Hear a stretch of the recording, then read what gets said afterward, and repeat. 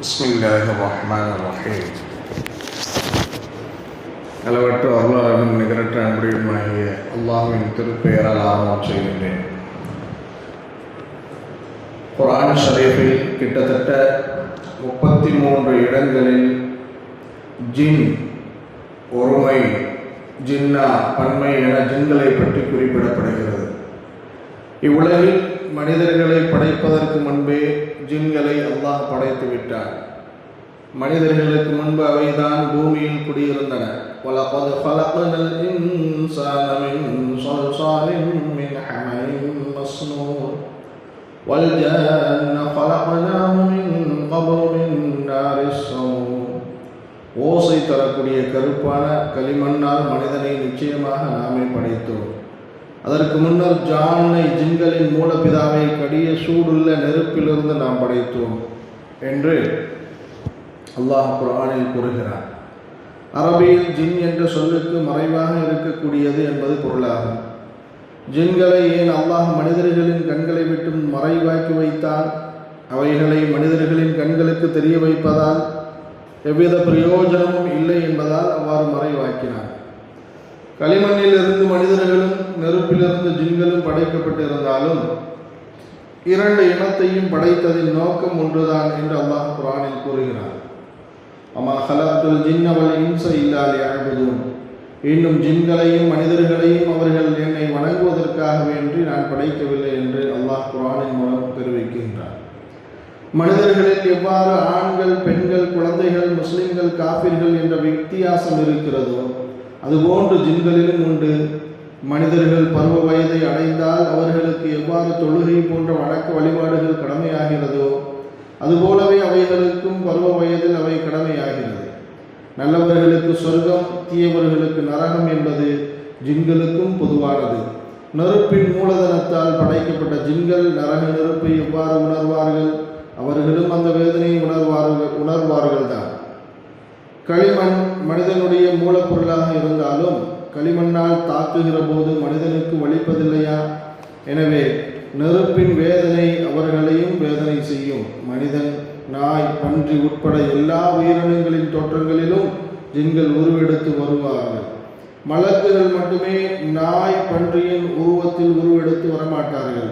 மேலும் அவைகளால் நபிகள் நாயகம் ரசூலுல்லாஹி ஸல்லல்லாஹு அலைஹி வஸல்லம் அன்னவர்களின் தோற்றத்தில் உருவெடுக்க முடியாது. பத்ர் போர் நேரத்தில் ஹஜ்ரத் ஸுராகா ரலியல்லாஹு அவர்களின் தோற்றத்தில் உருவெடுத்த ஒரு ஜின் எதிரிகளின் படையணிக்கு சென்று அவர்களை உற்சாகப்படுத்தியது. அது குறித்து அல்லாஹ் குர்ஆனில் وَإِذْ زَيَّنَ لَهُمُ الشَّيْطَانُ أَعْمَالَهُمْ وَقَالَ لَا غَالِبَ لَكُمُ الْيَوْمَ مِنَ النَّاسِ وَإِنِّي جَارٌ لَكُمْ فَلَمَّا تَرَاءَتِ الْفِئَتَانِ نَكَصَ عَلَى عَقِبَيْهِ وَقَالَ إِنِّي بَرِيءٌ مِنكُمْ إِنِّي أَرَى مَا لَا تَرَوْنَ إِنِّي أَخَافُ اللَّهَ وَاللَّهُ شَدِيدُ الْعِقَابِ. ஷைத்தான் அவர்களுடைய பாவச் செயல்களை அவர்களுக்கு அழகாக காண்பித்து, இன்று மனிதர்களில் உங்களை வெற்றி கொள்வோர் எவரும் இல்லை, மெய்யாக நான் உங்களுக்கு துணையாக இருக்கிறேன் என்று கூறினான். இரு படைகளும் நேருக்கு நேர் சந்தித்தது போது அவன் புறங்காட்டி பின் சென்று, மெய்யாக நான் உங்களை விட்டு விலகிக் கொண்டேன், நீங்கள் பார்க்க முடியாததை நான் பார்க்கின்றேன், நிச்சயமாக நான் அல்லாஹ்வுக்கு பயப்படுகிறேன், அல்லாஹ் தண்டனை கொடுப்பதில் கடினமானவன் என்று கூறினான் என்று அல்லாஹ் குர்ஆனில் கூறுகிறான். ஆண் இனத்திலும் பெண் இனத்திலும் கெட்ட ஜின்கள் உண்டு. அதனால் தான் கழிவறைக்கு செல்கிற போது ஹுபுசி, ஹபாயிசி என ஆண் பெண் ஷைத்தான்களிடமிருந்து பாதுகாப்பு தேடுகிறோம்.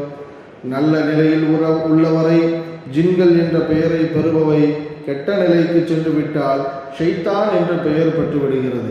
இப்லீஸ் இந்த ஜின் இனத்தை சேர்ந்தவன் தான். கெட்ட ஜின்களின் தலைவன் அவன்தான். وَإِذْ قُلْنَا لِلْمَلَائِكَةِ اسْجُدُوا لِآدَمَ فَسَجَدُوا إِلَّا إِبْلِيسَ كَانَ مِنَ الْجِنِّ فَفَسَقَ عَنْ أَمْرِ رَبِّهِ أَفَتَتَّخِذُونَهُ وَذُرِّيَّتَهُ أَوْلِيَاءَ مِنْ دُونِي وَهُمْ لَكُمْ عَدُوٌّ بِئْسَ لِلظَّالِمِينَ بَدَلًا. அன்றையும் ஆதமுக்கு சுஜூது செய்யுங்கள் என்று நாம் மலக்குகளிடத்தில் கூறியதை நபியே நீர் நினைவு கூறுவீராக. அப்போது இப்லீஸை தவிர அவர்கள் சுஜூது செய்தார்கள். அவன் இப்லீஸ் ஜின் இனத்தைச் சேர்ந்தவனாக இருந்தான். அவன் தன் இறைவனுடைய கட்டளையை மீறிவிட்டான். ஆகவே நீங்கள் என்னை அன்றி அவனையும் அவன் சந்ததியரையும் உங்களை பாதுகாப்பவர்களாக எடுத்துக்கொள்வீர்களா? அவர்களே உங்களுக்கு பகைவர்களாக இருக்கிறார்கள். அக்கிரமக்காரர்கள் இவ்வாறு மாற்றிக்கொண்டது மிகவும் கெட்டதாகும் என்று அல்லாஹ் குர்ஆனில் கூறுகிறார். ஜின்கள் மனிதர்களை விட 9 மடங்கு அதிக ஆற்றல் உடையவை. ஹஜ்ரத் கதாதா ரலியல்லாஹு அவர்கள் கூறுகையில், மனிதன் ஒரு பிள்ளையை பெற்றெடுக்கிற காலத்திற்குள் ஜின்கள் 9 பிள்ளைகளை பெற்றெடுத்து விடுவார்கள் என்கிறார்கள். எண்ணிக்கையில் மனிதர்களை விட ஜின்கள் அதிகமாக உள்ளனர் என்பதையும் இதன் மூலம் அறிந்து கொள்ளலாம்.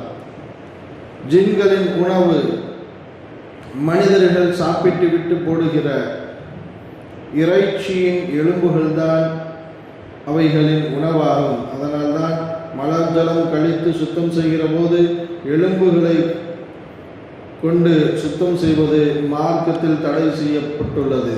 அது உங்கள் சகோதரர்களான ஜின்களின் உணவாகும் என்று நபி அவர்கள் கூறினார்கள். சில காரியங்களில் மனிதர்களை விட ஜின்கள் வலிமையானவைதான். ஜின்களின் வலிமையை கொண்டுதான் மஸ்ஜிதுல் அக்ஸா பைத்துல் முகத்தஸ் கட்டப்பட்டது. நபி சுலைமான் அலைஹிஸ்ஸலாத்து வஸ்ஸலாம் அவர்களின் கட்டளையின் பேரில் ஜின்கள் அதை கட்டி முடித்தன.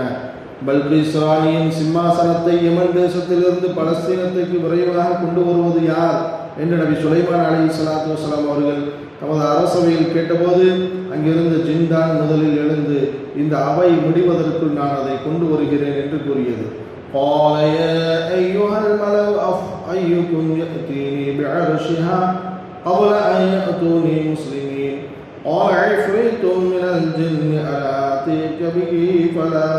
أنا آتيك به قبل أن تقوم من مقامك وإني عليه لقوي أمين. பிரமுகர்களே, அவர்கள் என்னிடம் வழிபட்டவர்களாக வரும் முன் உங்களில் யார் அவளுடைய அரியாசனத்தை என்னிடம் கொண்டு வருபவர் என்று சுலைமான் அலைஹிஸ்ஸலாத்து வஸ்ஸலாம் அவர்களிடம் கேட்டார்கள். ஜின்களில் பலம் பொருந்திய ஒரு இஃப்ரீத் கூறிற்று, நீங்கள் உங்கள் இடத்திலிருந்து எழுந்திருப்பதற்கு முன் அதை நான் உங்களிடம் கொண்டு வந்து விடுவேன். நிச்சயமாக நான் அதற்கு சக்தி உள்ளவனாகவும் நம்பிக்கைக்குரியவனாகவும் இருக்கிறேன் என்று அல்லாஹ் குர்ஆனின் மூலம் நமக்கு சொல்லி காண்பிக்கின்றான். அவ்வாறே ஜின்கள் நீண்ட ஆயுள் கொடுக்கப்பட்டவையாக உள்ளன. நபி அவர்களின் காலத்தில் உள்ள ஜின்கள் இப்போதும் கூட உயிருடன் இருக்கலாம் என்றும் பெருமக்கள் கூறுவார். அவைகளுக்கு மரணமும் உண்டு, மறுமையில் எழுப்பப்படுதல், கேள்வி கணக்கு கேட்கப்படுதல் எல்லாம் உண்டு. ஜின்களில் பல பிரிவினர் உண்டு. மிக வலிமையான இனம் இஃப்ரீத் என்ற இனம். அவற்றில் கைலான் என்ற பிரிவினமும் உண்டு. பெரும்பாலும் மனிதர்களிடம் சேஷ்டைகள் செய்வதும் சூனியம் செய்வதற்கு பயன்படுத்தப்படுபவையும் இவைதான்.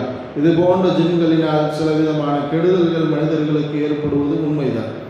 الذين يأكلون الربا لا يقومون إلا كما يقوم الذي يتخبطه الشيطان من المس. யார் வட்டி வாங்கி தின்கிறார்களோ அவர்கள் மறுமையில் ஷைத்தானால் தீண்டப்பட்ட ஒருவன் பைத்தியம் பிடித்தவனாக எழுவது போல அல்லாமல் வேறு விதமாய் எழமாட்டார்கள் என்று அல்லாஹ் குர்ஆனின் மூலம் சொல்லி காண்பிக்கின்றான். இந்த வசனத்தின் கருத்தில் ஷைத்தானின் தொடுதலால் மனிதனுக்கு தீங்கு ஏற்படுகிறது என்பதை புரிந்து கொள்ளலாம். மேலும் ஜின்கள் கௌல் என்ற ஒரு இனமும் உண்டு. ஜின்களின் தீங்குகளை விட்டு பாதுகாப்பு பெறுவதற்குண்டான விஷயங்களையும் நபி அவர்கள் நமக்கு கற்று தந்துள்ளார்கள். ஜின் ஷைத்தான்களில் இருந்து நம்மை பாதுகாக்க கூடியவை ஆயத்துல் குர்சி, சூரத்துல் பக்ரா, சூரத்துல் ஃபலக், சூரத்துல் நாஸ், பாங்கு சொல்லுதல் மற்றும் அஊது பில்லாஹி மினஷ் ஷைத்தானிர் ரஜீம் என்று கூறுதல் போன்றவை ஆகும்.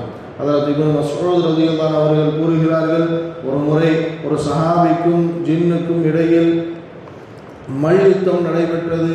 அதில் அந்த ஜின்னை சஹாபி வீழ்த்து விட்டார். நீ பலம் உள்ளவனாக இருப்பாய் என்று எண்ணினேன், இவ்வளவு பலவீனமாக இருக்கிறாயே என்று அவர்கள் அந்த ஜின்னிடம் கூறினார்கள். அப்போது அது என்னுடன் இன்னும் ஒரு முறை சண்டைக்கு வாருங்கள், இப்போது நீங்கள் என்னை விட்டுவிட்டால் உங்களுக்கு ஒரு ரகசியத்தை நான் சொல்லித் தருவேன் என்று கூறியது. மீண்டும் மல்யுத்தம் நடைபெற்றது. மறுபடியும் சஹாபியை விட்டுவிட்டார். நீ சொல்வதாக சொன்ன அந்த ரகசியம் என்ன என்று கேட்டார். அதற்கு அந்த ஜின், எங்களுடைய தீங்கிலிருந்து உங்களை பாதுகாப்பதற்கான வலிமையான ஆயுதம் ஆயத்துல் குர்சி ஆகும் என்று கூறிற்று. இச்செய்தியை ஹஜ்ரத் இப்னு மஸ்ஊத் ரலியல்லாஹு அவர்கள் சஹாபாக்களிடம் சொன்னபோது அந்த சஹாபி யார் என்று அவர்கள் விரும்பினார்கள். அதற்கு அவர்கள் ஹஜ்ரத் உமர் ரலியல்லாஹு அவர்களை தவிர வேறு யார் இவ்வாறு வீழ்த்த முடியும் என்று கூறினார்கள். ஜின்கள் வலிமையானதுதான், ஆனால் உயர்ந்தவர்கள் ஜின்களா மனிதர்களா என்றால் மனிதர்கள் தான் உயர்வானவர்கள். பறக்கும் தன்மை இருக்கிறது என்பதற்காக பறவை மனிதனை விட உயர்ந்து விடுவதில்லை. வலிமையான பொருட்களை தூக்குகிறது என்பதற்காக யானை மனிதனை விட உயர்ந்து விடுவதில்லை. பெருமானார் ஸல்லல்லாஹு அலைஹி வஸல்லம் அவர்கள் உட்பட நபிமார்கள் வந்தது உயர் இனமான இந்த மனித இனத்தில் தானே. கெட்ட ஜின்கள் ஷைத்தான்களின் தீங்கிலிருந்து அல்லாஹ் நம்மையும் நம் குடும்பத்தாரையும் பாதுகாத்து அருள் புரிவானாக.